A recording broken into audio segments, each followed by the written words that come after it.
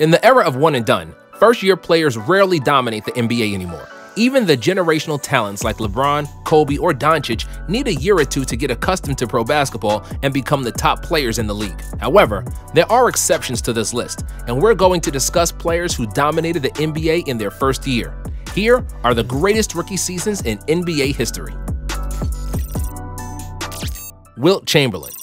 Wilt Chamberlain was so physically stronger and more athletic than any other player that it wasn't even fair. He bullied the rest of the NBA in the post, and it took 3 or 4 opposing players just to slow him down, because not a soul on earth could stop Wilt from scoring, not even Mr. Defense himself, the great Bill Russell. Chamberlain was also a defensive ace, and he used the same God-given strength and athleticism to deny or alter most shots around the rim like he's swatting mosquitoes. If blocks were counted back then, he would be the all-time leader in that category as well. Wilt wasted no time to show everybody who's the boss around town. To this day, he had the best NBA debut ever with 43 points and 28 rebounds. For the season, he averaged 37 and 27, which won him both scoring and rebounding titles. To cap off one of the most dominant rookie seasons ever, he won the Rookie of the Year, the MVP, and the All-Star Game MVP in 1960. Oscar Robertson.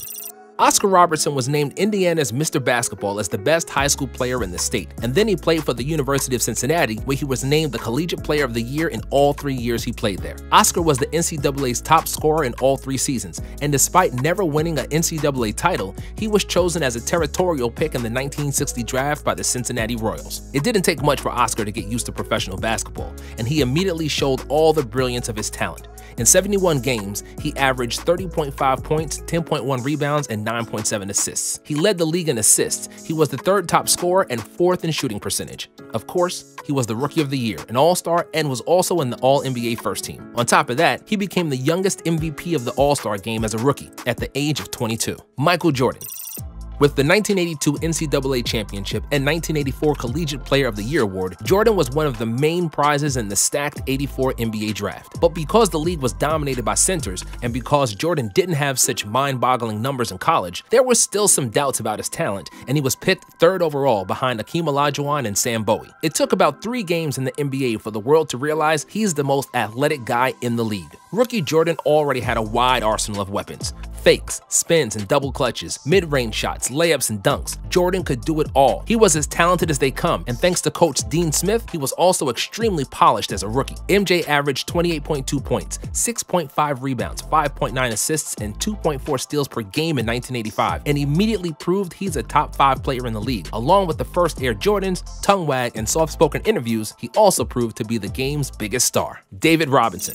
In terms of his physical appearance and athletic ability, David Robinson was the Michael Jordan of centers. Like Jordan, he was relatively slim as a rookie, weighing in at a modest 235 pounds at 7'1". But because all of those pounds were pure muscle, which flexed from his jersey like some bodybuilder, Robinson was faster and more athletic than any center in the league. The Admiral won the 1989 Rookie of the Year award by a landslide after finishing 10th in scoring with 24.3 points per game. His averages of 12 rebounds and 3.9 blocks per game also ranked 2nd and 3rd in the NBA, and he improved the Spurs' record by 35 wins, which is the largest improvement in league history. They were also 1 win away from advancing to the Western Conference Finals, and apart from Rookie of the Year, David Robinson was recognized as one of the best players in the NBA overall, with selections to the All-Star, the All-NBA 3rd team, and the All-Defensive 2nd team. Wes Unseld. Wes Unseld was only 6'7", but he looked like he was carved out of a piece of mountain. With 245 pounds of muscle, Wes was a rebounding machine, and to this day, he remains one of the best rebounders who ever played. After winning 2 state championships in high school, he went to the University of Louisville, where he averaged 20.6 points and 18.9 rebounds per game on 56% shooting. Bullets would select him with the number 2 pick in what would turn out to be the best player in franchise history. Unseld elevated the team to the best record in the Eastern Conference in his first season, with 21 wins more than the previous year. He finished his rookie season with an average of 13.8 points and 18.2 rebounds and was named Rookie of the Year and an All-Star. He also won the regular season MVP and became only the 2nd player in league history to win an MVP as a rookie, after Walt did it in 1960. Walt Bellamy. Walter Bellamy had the curse to play in the era of Wilt Chamberlain and Bill Russell, so his legacy is mostly overshadowed by two of the best centers who ever played. However, he was one of the best centers in the NBA in the 60s, especially in the first half of his career. He was named the Rookie of the Year in the 61-62 season when he had an average of 19 rebounds per game, which is the third best rebounding average in NBA history for a first-year player. He also scored 31.6 points per game, which is the second best rookie output ever, behind only Wilt Chamberlain, who averaged 37 2 years before. Bellamy also led the league in field goal percentage in his rookie year, which unexpectedly remained the best season of his career. KAREEM Abdul-Jabbar. KAREEM led his high school to 3 state championships, becoming a star across America as a teenager. In college, he broke various records playing for UCLA, winning 3 titles with coach John Wooden. Of course, he was the first pick in the draft, which the Milwaukee Bucks won with a coin flip over the Phoenix Suns. KAREEM continued his domination in the pros, and he quickly became an NBA star and one of the best players in the league. He was tall and lanky, but also really strong and agile, and nobody could defend his skyhook. As Rookie of the Year, he was second in the league in scoring with 28.8 points and third in rebounds with 14.5. The Bucks rose from a 27-55 record in the previous season to 56-26, and KAREEM finished third in the MVP race, which he would win the next season along with the NBA championship and Finals MVP. Elgin Baylor. Elgin Baylor is one of the best small forwards to ever play the game and the first dominant player at his position. After he was named the Final Four most outstanding player in the 1958 NCAA season, despite losing in the finals, Baylor was selected first overall in the NBA draft by the Lakers, who still played in Minneapolis at the time. Baylor had the option to play for the Globetrotters, but he opted for the NBA and literally saved the financially unstable Lakers franchise. If Baylor had turned me down then, there wouldn't have been any Lakers, said Lakers owner Bob Short. The club would go bankrupt. Elgin said of his NBA beginnings, "Before coming to the NBA, I never watched any NBA games, and how could I know how good I was going to be? Professional basketball was barely shown on TV, but it would turn out that he would be really good from the get-go." He averaged 24.9 points, 15 rebounds, and 4.1 assists, and deservedly won the Rookie of the Year, and was also the co-MVP of the All-Star Game. Magic Johnson and Larry Bird. Magic Johnson's name can't be mentioned without Larry Bird's, and vice versa.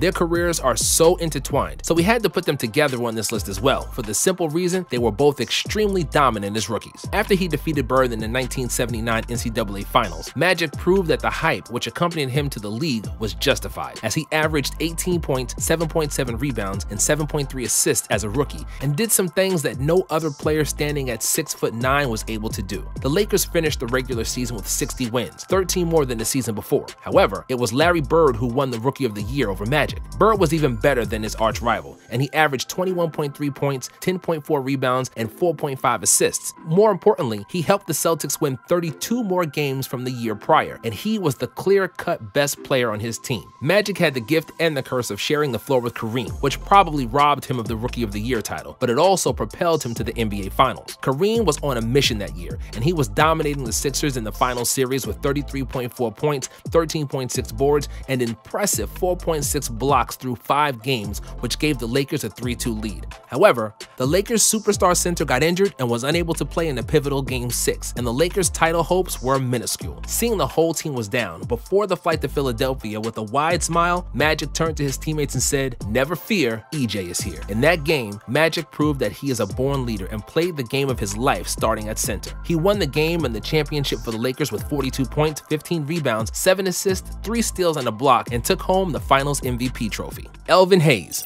Hayes was selected with the first pick in both the NBA and the ABA draft in 1968. He chose the NBA in the San Diego Rockets and became an all-star as a rookie. Although he did not win the Rookie of the Year award, which went to Wes Unseld, Elvin Hayes led the league in scoring with 28.4 points, along with 17.1 rebounds per game. Hayes is the last rookie to lead the NBA in scoring and one of just 8 rookies to score 50 points in a game.